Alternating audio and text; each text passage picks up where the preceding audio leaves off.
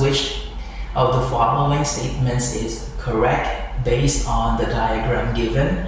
One leg of the triangle is equal to 4, the other leg is unknown, it's denoted as y, and the hypotenuse is denoted as x. We have here an angle equal to 60 degrees, and the other side here is 90, meaning to say this side must be 30 degrees. So these are our choices. A, x is equal to 8, B, sine 30 degrees is equal to 1 over x, C, sine 60 degrees is equal to y over 4, and D, cosine 60 degrees is equal to 4 over y.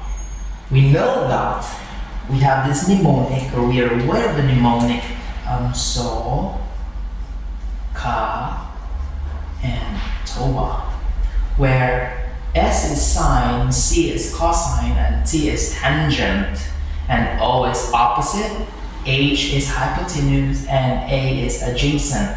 If we are looking at this angle 60 degrees here, its opposite is y. And if we are looking at this angle 30 degrees, its opposite is 4. So meaning to say, sine 30 degrees, or SOH, this is our O and this is our H. So obviously, O is not equal to 4, so B is not the answer. And for C, letter C, sine 60 degrees, that's SOH again. Let's look at our O. Although it is equal to y, but with respect to SOH, our H is equal to 4. And that makes letter C wrong.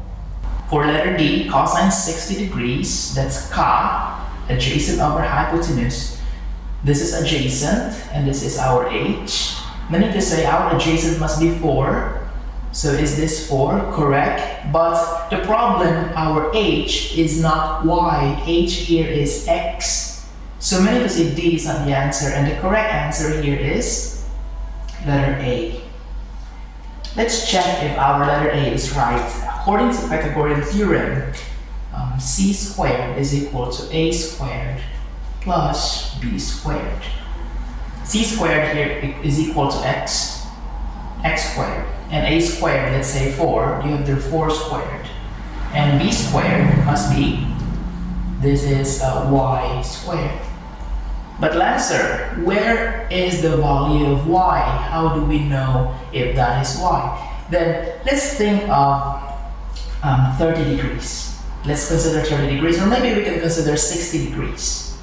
For 60 degrees, let's say, we have the value for cosine. You have cosine 60 degrees is equal to, our adjacent is 4, and our hypotenuse is x. We know that 60 degrees, the cosine for 60 degrees is 1/2. So meaning to say, 1/2 is equal to 4 over x.